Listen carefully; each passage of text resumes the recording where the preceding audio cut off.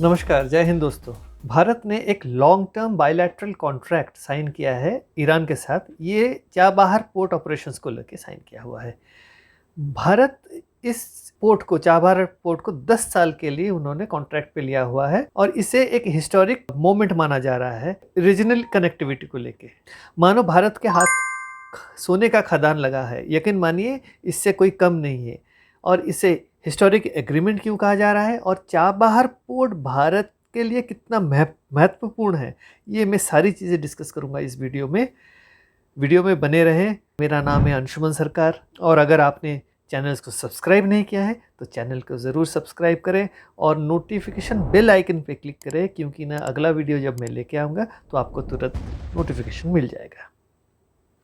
जैसे कि आप लोग जानते हैं, सर्बानंद सोनोवाल जी जो हमारे minister of sports, shipping, waterways और आयुष के मंत्री हैं हमारे देश के, उन्होंने परसों मई 13 तारीख को उन्होंने एक सोशल मीडिया प्लेटफॉर्म एक्स पे एक पोस्ट करा था।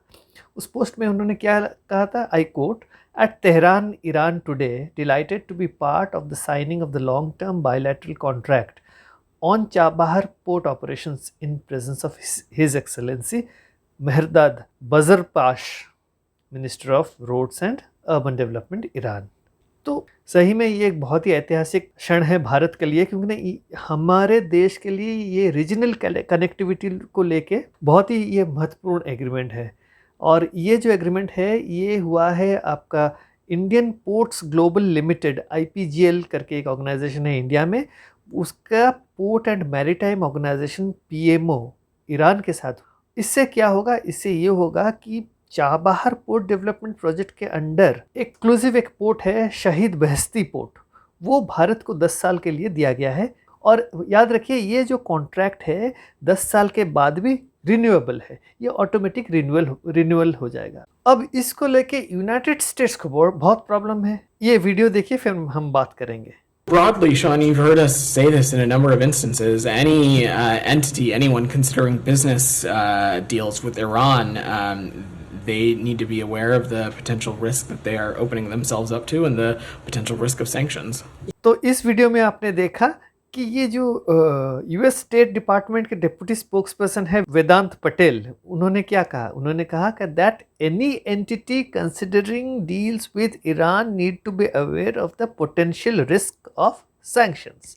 हालांकि उन्होंने भारत का नाम नहीं लिया, लेकिन उन्होंने एक चेतावनी के तौर पे बताया कि अभी ये ईरान के साथ जो एग्रीमेंट हुआ है इससे सैंक्शंस लग सकते हैं जिस कंपनी ने एग्रीमेंट किया हुआ है ईरान के साथ।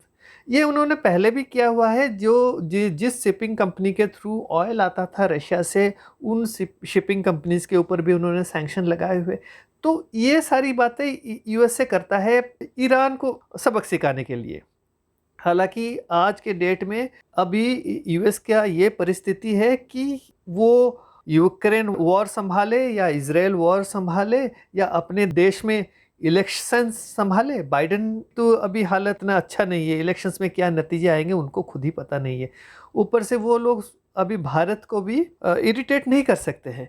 अभी माहौल ही ऐसा नहीं है, क्यों ना भारत एक ऐसा देश है, हम we are the ones who can control the stability जो है हमारे इस इंडियन सबकॉन्टिनेंट में, हम एक बना के रख सकते हैं। क्योंकि ना पाकिस्तान तो एक रोग स्टेट बन चुका है और चाइना उसका दोस्त है, तो इसके चलते परिस्थितियाँ इतनी अच्छी नहीं है।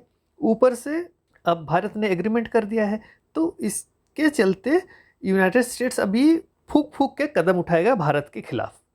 अभी US फूक फूक के क्यों कदम रखेगा भारत के खिलाफ, मैं बता रहा हूँ। क्योंकि उन्होंने, अगर 2019 की बात ले ले तो 2019 में उन्होंने एक स्टेटमेंट रिलीज़ करी थी। US स्टेट डिपार्टमेंट का स्टेटमेंट था जिसमें कहा गया था कि 2018 में 2018 में जो US एडमिनिस्ट्रेशन था, तब तो ट्रंप प्रेसिडेंट थे, तो उस टाइम जो एडमिनिस्ट्रेशन था उन्होंने एक एक्सेप्शन दे रखा था under section 1244 of the Iran freedom and counter proliferation act of 2012 IFCA।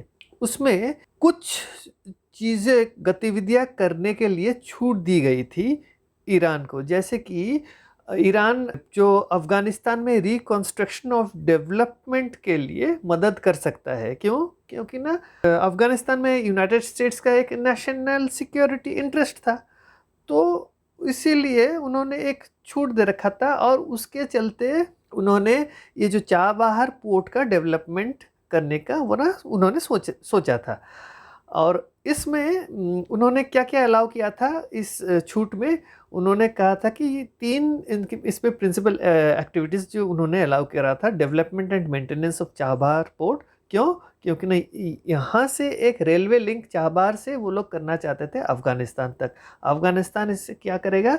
इससे पेट्रोलियम जो पदार्थ जो थे, जैसे कि गैस, डीज़ल और लिक्विफाइड पेट्रोलियम, वो इम्पोर्ट कर सकता था ईरान से। तो ये जो थी, ये नॉन सैंक्शनड गुड्स थी, जो कि चाबहार पोर्ट से अफ़गानिस्तान इंपोर्ट कर सकता था। तो ये हो गया था। अब देखिए, अब जो है 2018 का जो पॉलिसी था, उससे कैसे अभी यूएसए यू टर्न मार रहा है। क्या है, अब जो है वो अफ़गानिस्तान से चले गया है, तो अब उसका इंटरेस्ट कोई नहीं है इसमें अफ़गानिस्तान में। तो उस टाइम था, क्योंकि ना उस टाइम वो अफ़गानिस्तान में बैठा था, तो उसको पेट्रोलियम चाहिए था, गैस चाहिए था, सब कुछ चाहिए था। तो इसीलिए अब ये यू टर्न मार रहा है, बोल रहा है कि सैंक्शंस की बात कर रहा है। लेकिन अब ईरान के एम्बेसडर जो है इराज इलाही, उन्होंने कहा है कि the importance of India will prevent any country from imposing sanctions on India over its cooperation with Iran. आगे चल के उन्होंने कहा कि जो यूएस सैंक्शंस लगेंगे, this would harm the trade interests of numerous countries that are looking at Chabahar as a transit hub. इसका मतलब ये बताना चाहते हैं कि अगर यूएस से सैंक्शंस लगाएगा तो वो अड़चने पैदा करेगा दूसरे देशों के लिए, जो कि ये इसी चाबहार पोर्ट से इंपोर्ट करेंगे। तो उनका ये भी कहना है इराज इलाही का कि किसी भी तरह यूएस सैंक्शंस लगाएगा ही नहीं, लगा भी नहीं सकता है इन्हीं सारी कारणों को लेके। तो ये बात हो गई यूएस को लेके। अब ये जो इस एग्रीमेंट को ऐतिहासिक एग्रीमेंट क्यों कहा जा रहा है और ये चाबहार पोर्ट का इंपॉर्टेंस क्या है, मैं उसके बारे में अभी डिस्कस करूंगा। चाबहार पोर्ट जो है वो एक्चुअली एक बड़े स्ट्रेटेजिकली लोकेटेड है। ये गल्फ ऑफ ओमान में है ये, और ये जो है ये बिल्कुल एक गेटवे की तरह से बन चुका है, जो कि भारत से जो भी गुड्स जाएगा वो सीधे ईरान होते हुए अंदर जाते हुए अफ़गानिस्तान और सेंट्रल एशिया और यूरेशिया तक पहुंच जाएगा। सारे सामान जो है सीधे भारत से चाबहार पोर्ट और लैंड रूट के थ्रू बिल्कुल सेंट्रल एशिया यूरेशिया तक पहुंच जाएगा।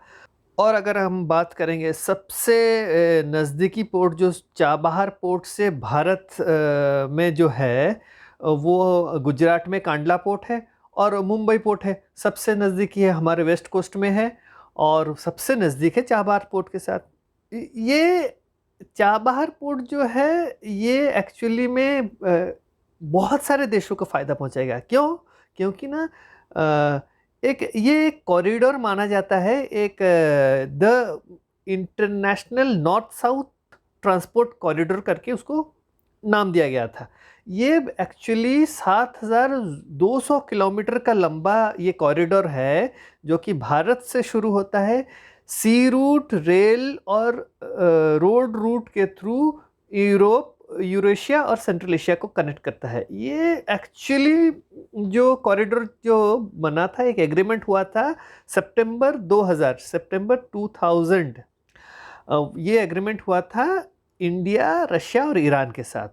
इसके बाद ये जब गठित हुआ था international north south transport corridor, इसके अंडर 13 देश आज के तारीख पे 13 देश उसको रेटिफाई कर चुके हैं। उनमें से भारत है, ईरान है, रूस है, तुर्की है, अज़रबैजान है, बेलारूस है, बुल्गारिया है, आर्मेनिया है, सेंट्रल एशियन रिपब्लिक्स है, यूक्रेन और ओमान तक है।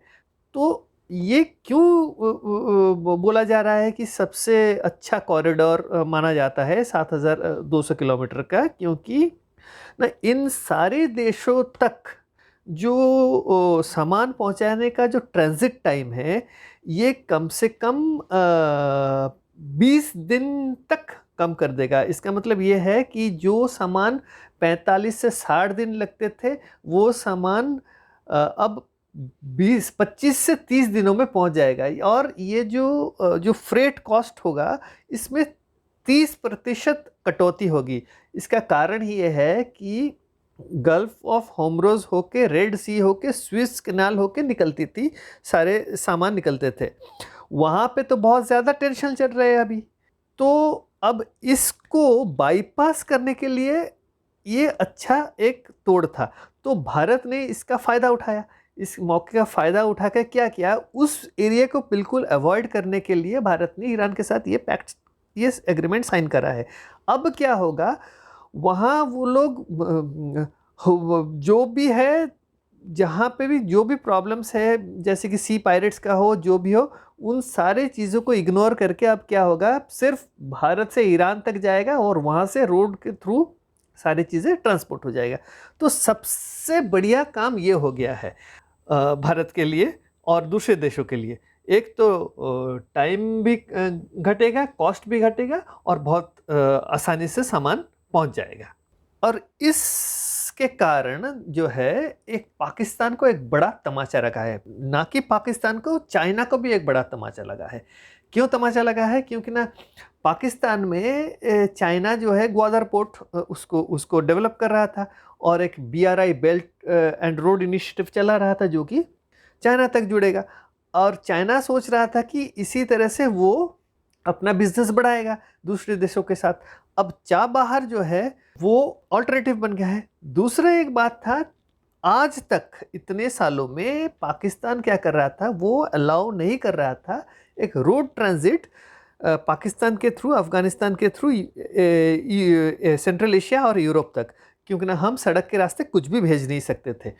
तो हमें एक दूसरा ऑल्टरनेटिव चाहिए था। तो इतने सालों के इंतज़ार के बाद ये मौका अभी मिला है भारत को और भारत इसका भरपूर फ़ायदा उठाएगा।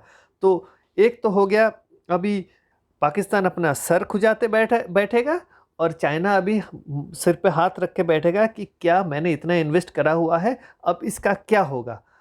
अब दूसरे सारे देश तो भारत के थ्रू अभी इंपोर्ट करेंगे, तो मेरा अब क्या होगा। एक तो पाकिस्तान है एक टेरर का फैक्ट्री, ऊपर से अब ये लायबिलिटी और एक बढ़ा दिया पाकिस्तान ने चाइना के लिए। तो दोस्तों, ये जो चाबहार का जो एग्रीमेंट हुआ है, चाबहार पोर्ट का एग्रीमेंट, बायलैटरल कॉन्ट्रैक्ट जो हुआ है भारत के साथ, इसीलिए कहा जाता है कि बहुत ही स्ट्रेटेजिक और हिस्टोरिक एग्रीमेंट है।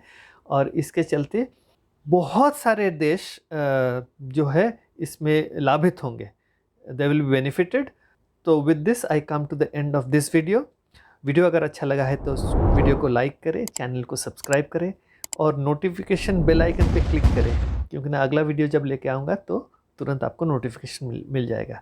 तो तब तक के लिए नमस्कार, जय हिंद।